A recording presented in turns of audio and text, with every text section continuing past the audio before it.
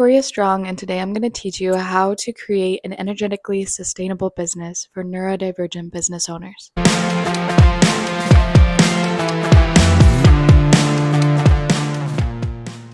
The internet is full of good information on how to run a successful business, but a lot of it centers around one idea, and that is consistency.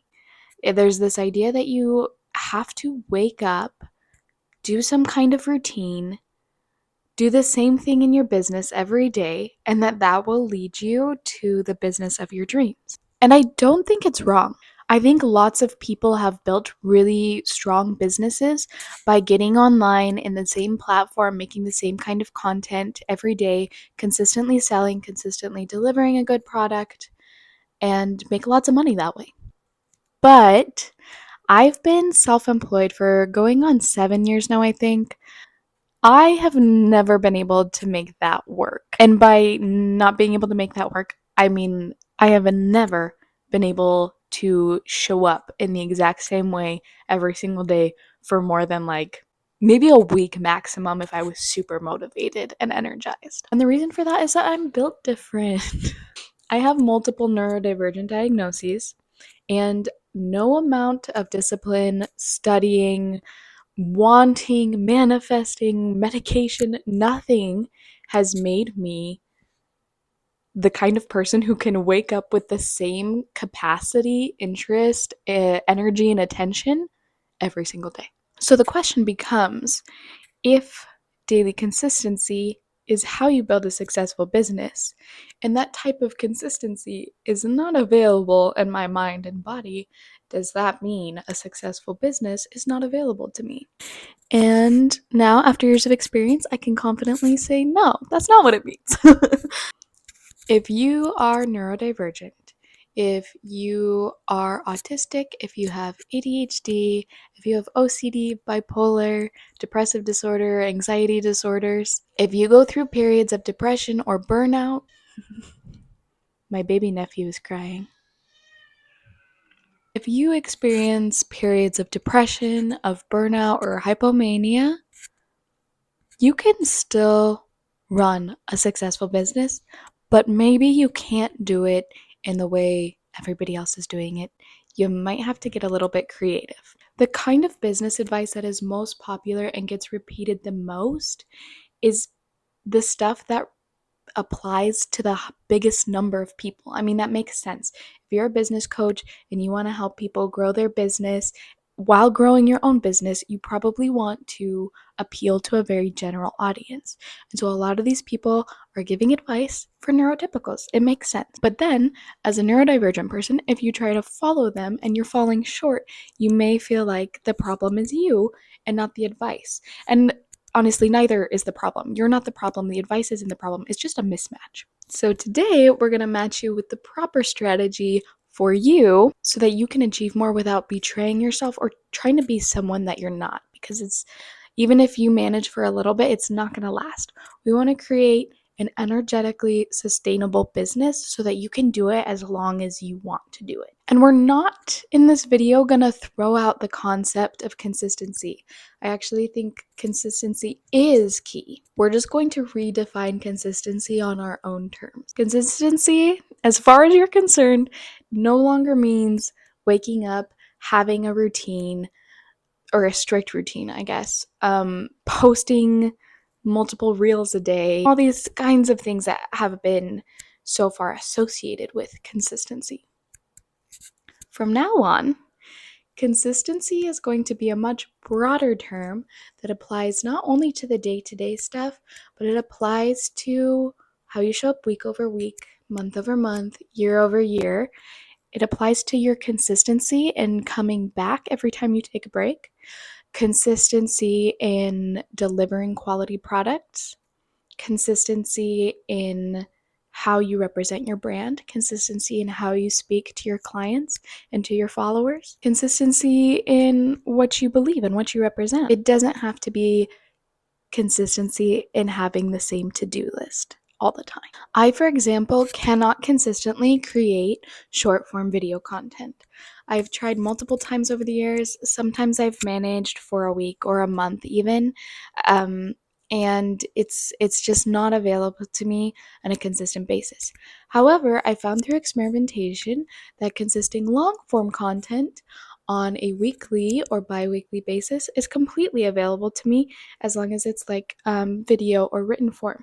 By choosing to produce content on a weekly basis, that gives me 7 days to change and fluctuate and have a day where this kind of creation is available within my body and mind. Whereas when I was trying to make multiple reels a week, that meant that any day that I felt like this, where I felt expressive and confident and like my energy was in a good spot, I would have to make so many reels in that day.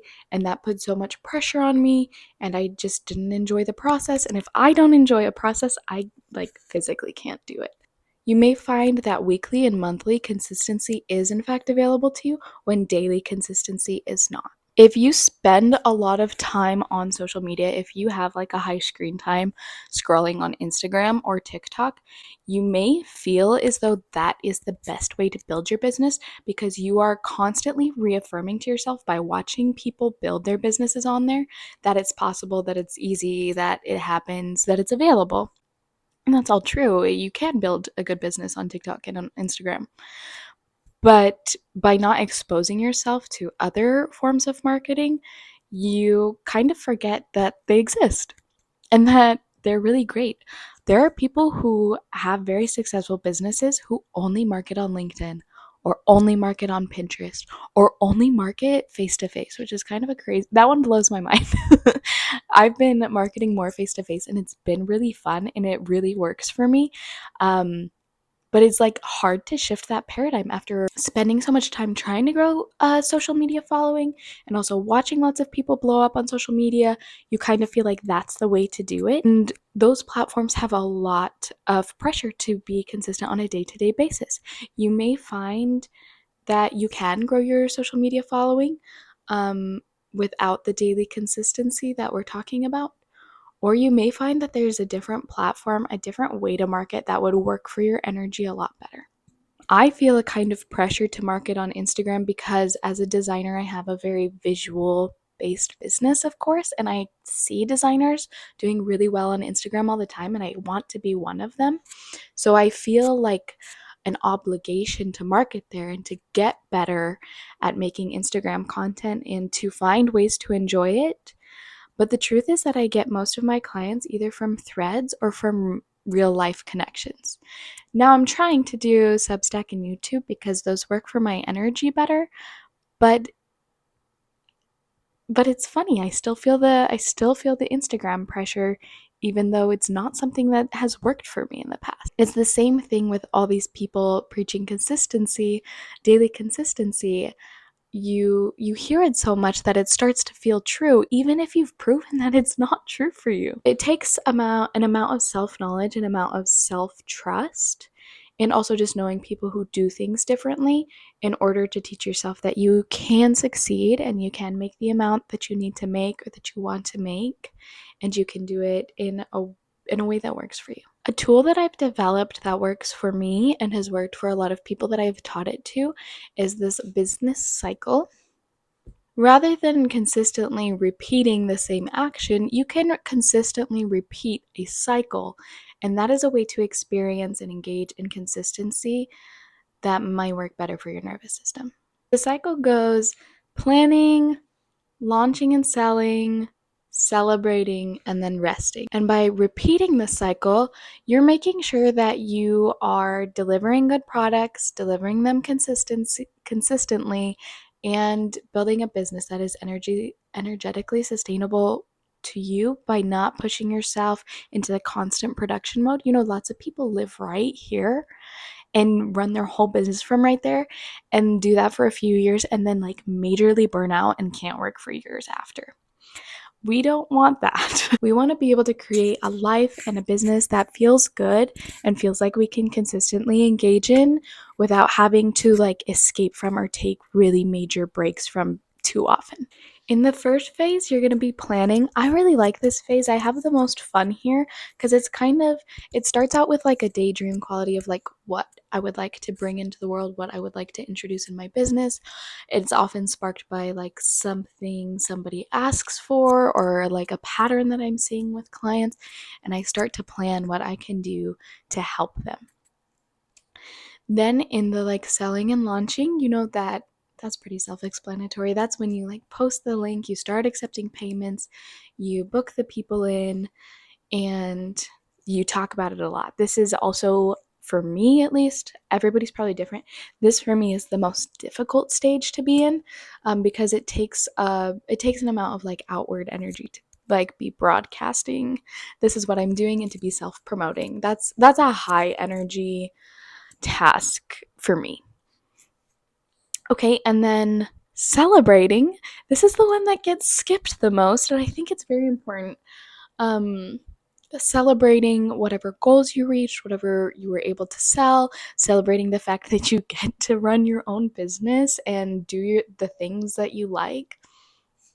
Celebrating your clients for saying yes and for, doing whatever it is they're doing to improve their lives in whatever way, because your product should be improving their lives, right?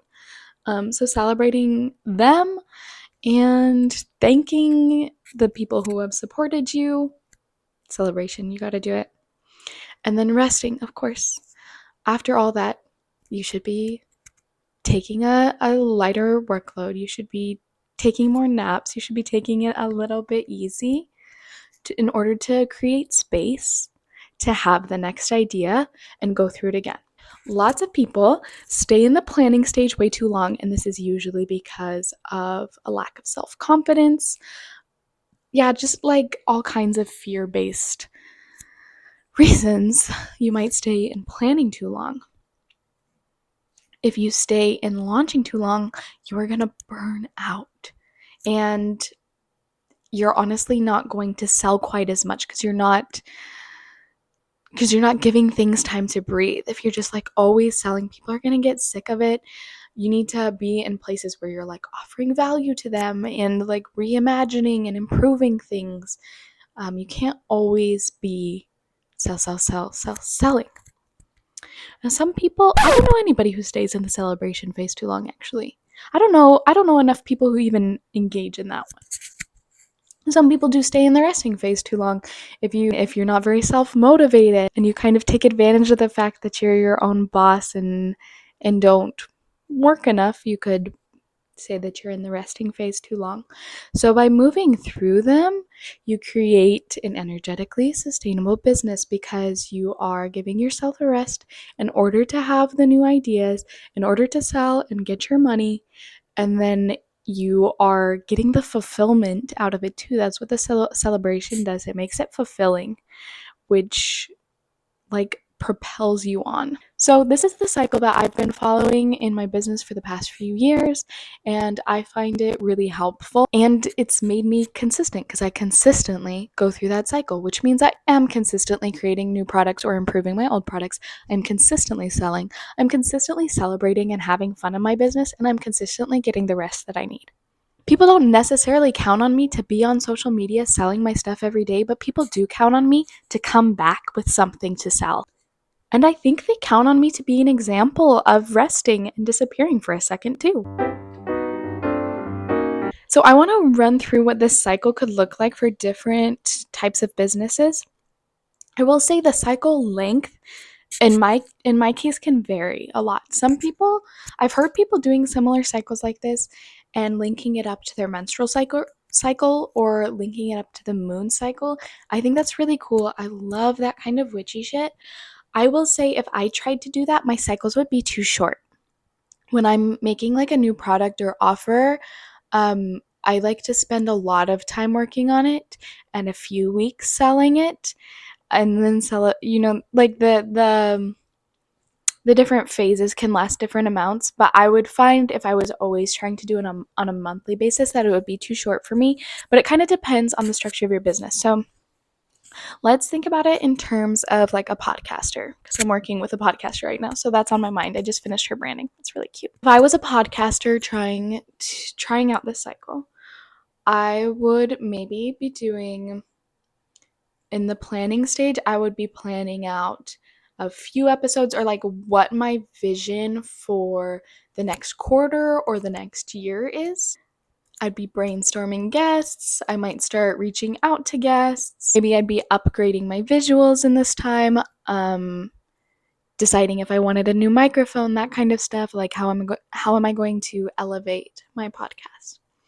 Then in the launch zone, this is where I'm going to be like in the zone as far as like what you think of when you think of running a podcast. This is going to be weekly or bi-weekly recordings. It's going to be posting wherever we're posting to let people know that new episodes are coming out, maybe making clips of them. This is going to be like the hustle, the churn of it all. And then let's say we've been doing that for a while and we get to 1,000 subscribers, or what do you even get on podcasts? Do you subscribe to podcasts? I think so.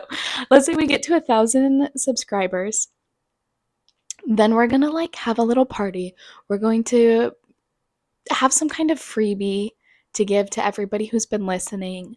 We're gonna like get the cake that says 1,000 or whatever, or maybe we'll go to dinner with our co-host and just mark the occasion, have the celebration, and then we're gonna take a quick break. Maybe a week off would be great, or a little vacation. A little trip up north, whatever it is that you need in order to come back to your notes app and start thinking about how are we going to elevate from here? What do I want the next season of my podcast to look like? Okay, now let's take like a product-based business. Let's say you sell jewelry. So the planning phase is going to be the design, the concepting, the creative direction of the new collection. Like, who is this for? Why am I inspired to make it this way at this time? How many different pieces?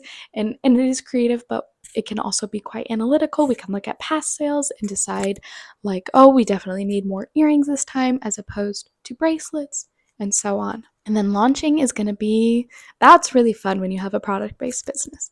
The launching is going to be when you like send out the emails, you send out the links to buy, it's all listed on the website, you're like prepped there with your boxes to start packing and shipping orders. Once again, like the hustle, you're probably responding to more like customer service calls during this time and processing returns and things like that. Say your collection sells out, you should absolutely order some takeout or treat yourself to a bag that you've been wanting. Like reward yourself for having done that successful planning and launching. That's amazing.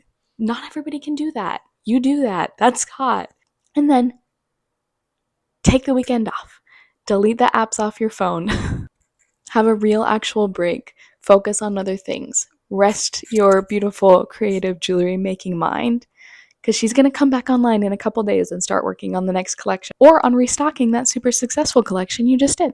Okay, service providers like myself. When we're in the like planning stage, this is a good time to be conducting interviews to like see what people are needing, to be like observing what everybody's talking about, observing, looking back through your old reviews to know what you've done well and what you can improve on, and just thinking of different ways to help your customer at different levels. And you're probably in this phase either developing a new digital product, developing a new service to offer, or improving, adding on, or maybe even taking things away, taking deliverables off of something that you're already offering. Launching is going to be when you start to talk about it online, when the concepts start to make their way into your content. You start maybe posting mock projects, passion projects, things to demonstrate your expertise and demonstrate your ability to do this, and start asking for that sale and start,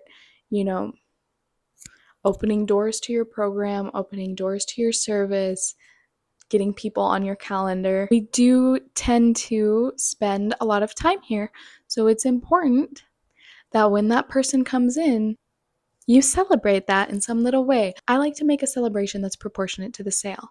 So if I sell something, I'm gonna have a little treat to celebrate that. If I break some kind of record, I'm gonna have a big treat.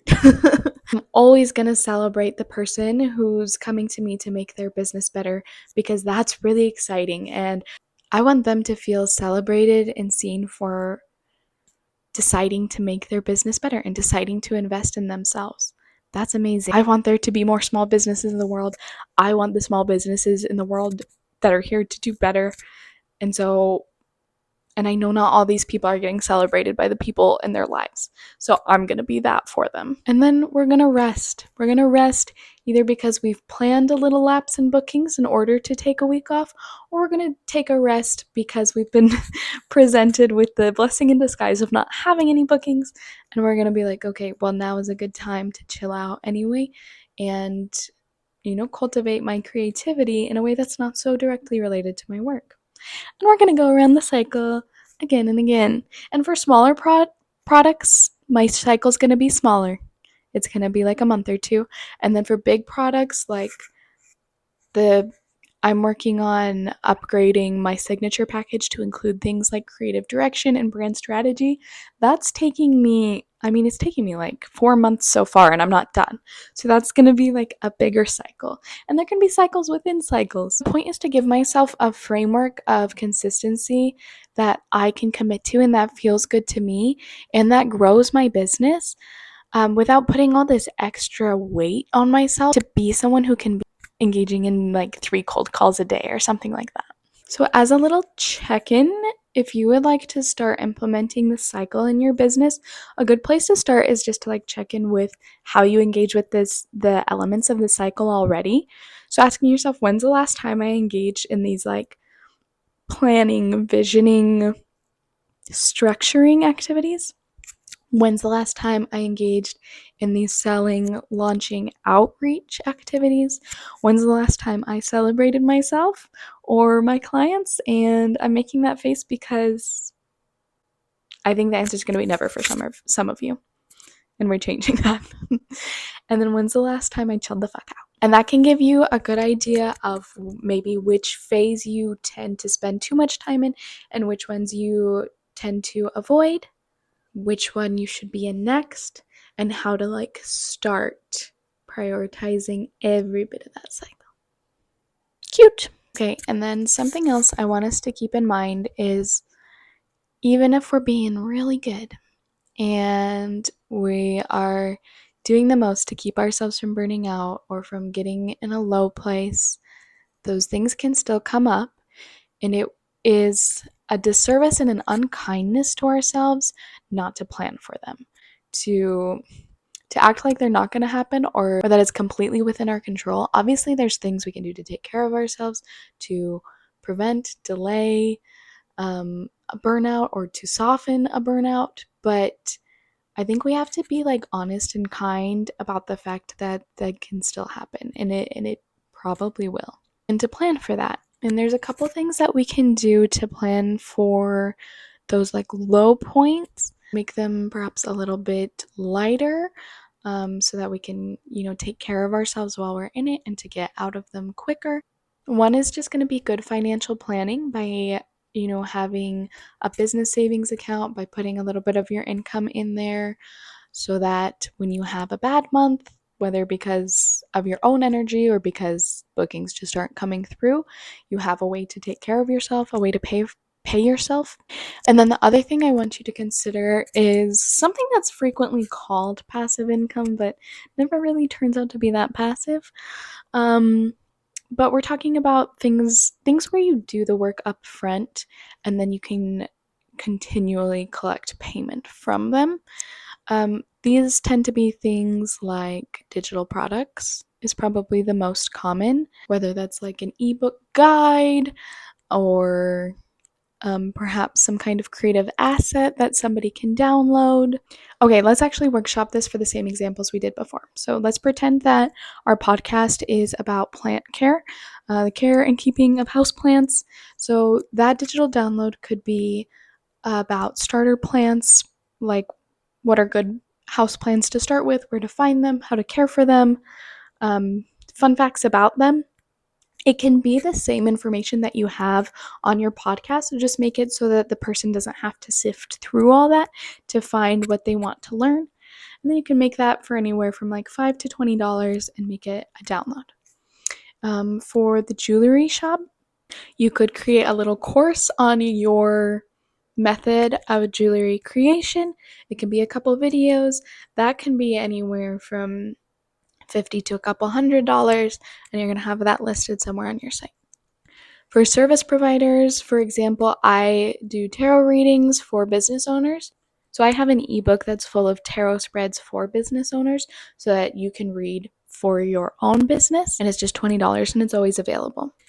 And the idea behind these products is that you do the work up front when you're in, this phase, so that if you get stuck against your will in the resting phase because you're burnt out or you're depressed or you do not have the energy or the attention for whatever reason, life gets crazy, maybe you're caring for a sick family member, that you still have something to offer, and it's just going to be a lighter lift than having to create a whole jewelry collection or take on a whole new client. You will still have to sell a little, you'll still have to make this available and easy for people to purchase and remind them that it's there. But writing an email to remind somebody about this amazing product and maybe it's discounted right now is going to be a hell of a lot easier than, making and booking however many photo shoots you would have to do. So these are my tips for creating an energetically sustainable business. If what's out there and is frequently repeated is not working for you and is actually making you feel worse, you're not alone. Remember, a lot of advice that goes viral either does so because it applies to a high number of people or just because it's kind of sexy, even if it doesn't work. You have a uniquely creative mind, which is why you had the idea for this business in the first place. You do not have to do things like everybody else. You are on a complete choose your own adventure for every single aspect of your life, and that includes your business. Being a business owner is a very long practice in self-discovery and self-trust, and learning business strategies that work for you and for your customers is a part of that. It's an experiment. Your diagnoses do not preclude you from visibility. They do not preclude you from success. And the way you've had to be creative your entire life in order to work with the circumstances you are given is a gift that you can leverage. If you have any additional things that you have found that work for you for creating an energetically sustainable business, please leave them in the comments because obviously the people watching this video are looking for those and you could really help somebody out, and I would really appreciate it too. You could help me out. Alright, I'll have new videos for you every Tuesday. I'm going to try out being consistent on a weekly basis with these videos, so please like and subscribe, and if there's anything specific you'd like me to speak on, I'd love to hear it.